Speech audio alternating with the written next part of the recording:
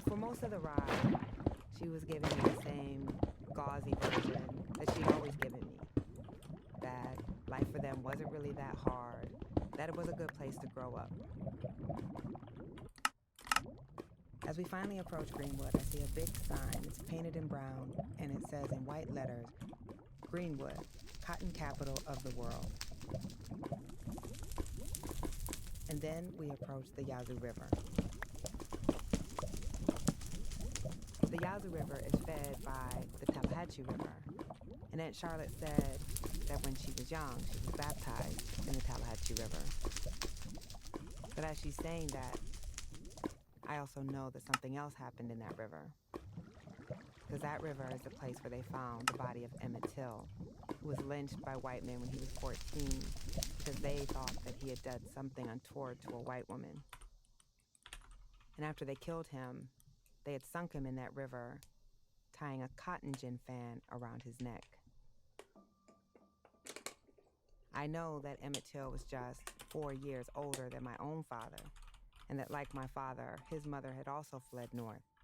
And like my father, he had been sent for the summers to stay with his grandparents, and that's how he died.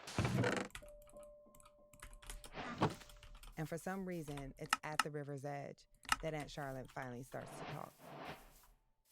And she tells me about another baptism of sorts that occurred there. It was a long time ago when they were kids, and her brother and her cousin were walking through the white side of town. And black people weren't allowed in the white side of town if they weren't there for work. So a car approaches behind them, and a group of white boys begin to chase. And my aunt described how her brother and her cousin just ran, and eventually jumped into those muddy rivers in order to escape. Now they came home dripping wet, their chests moving. And it reminded me of all the other stories I had heard about how when enslaved people tried to run away, they would sometimes jump into the river in hopes that they could hide their scent from the dogs that were chasing them. And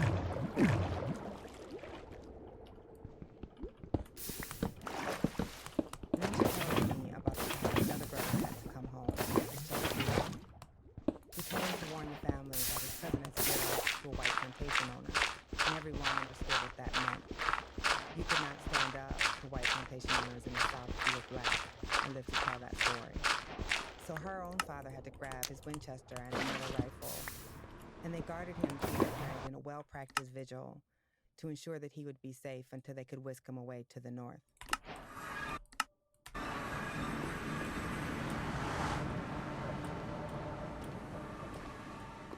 All these years, when I had been trying to get Aunt Charlotte to talk about what it was like in Mississippi, and now here we are, with the mosquitoes swarming our legs, and it felt like the ghost of Greenwood started to come near.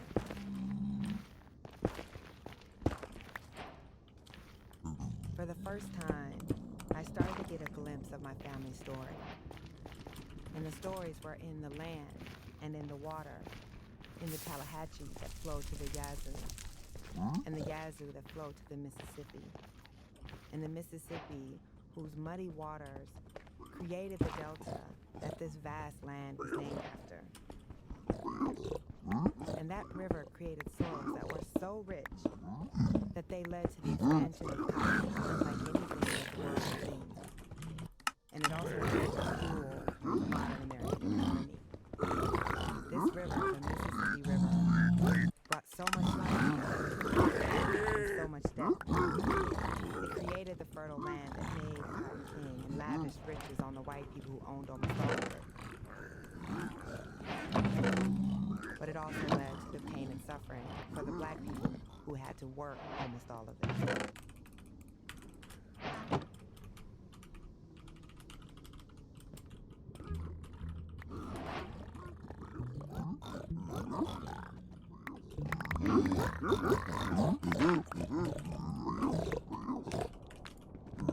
New York Times Magazine. I'm Nicole Hannah-Jones. This is 1619.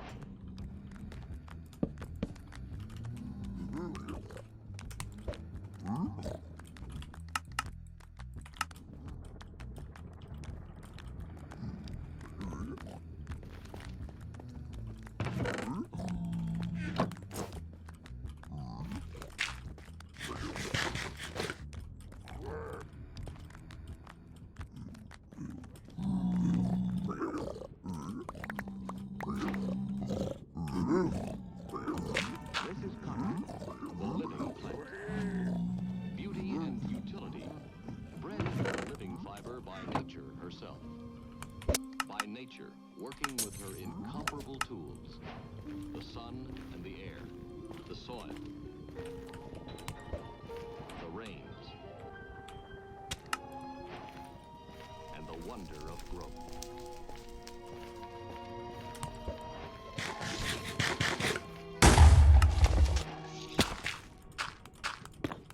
You want me to pull it closer? Yeah? Okay, you ready? Matt Desmond, how did we in the United States first start to grow cotton? Cotton, its beginnings veiled in antiquity. So the story of cotton is an old story. It goes back millennia. Its story older than history itself. In this country, it dates back to the earliest years of the colonies. And when slavery begins on these shores, it begins in cotton fields, but it's also in tobacco fields, plantations. Everyone understood the potential of cotton. It was like oil in a way in our modern day. And just as important, it will stay beautiful. It's cotton. Cotton was not king. The reason cotton wasn't king is because it was labor intensive. It took about 10 hours for one slave worker just to pick the seeds out of 1 pound of cotton. So everyone knew that if you could harness cotton, you could make it.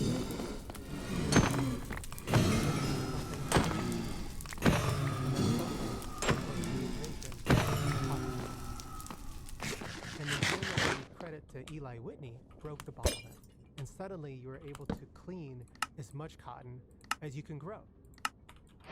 And so the cotton market was leveled in America. But there was a problem.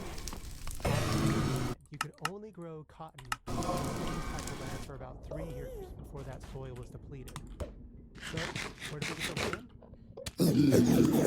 The South took it from Native Americans. It dispatched its military in Alabama and Georgia and Florida, and it acquired land and then it sold that land back on the cheap to white settlers. And suddenly, the United States had millions of acres that could be cultivated for cotton. And this is when we start seeing slavery take off. Because once you have the land, the thing you need next is the labor. In 1790, we had just shy of about 700,000 enslaved workers on these shores. By 1850, that number is 3 million enslaved workers in America, and cotton is driving most of that growth.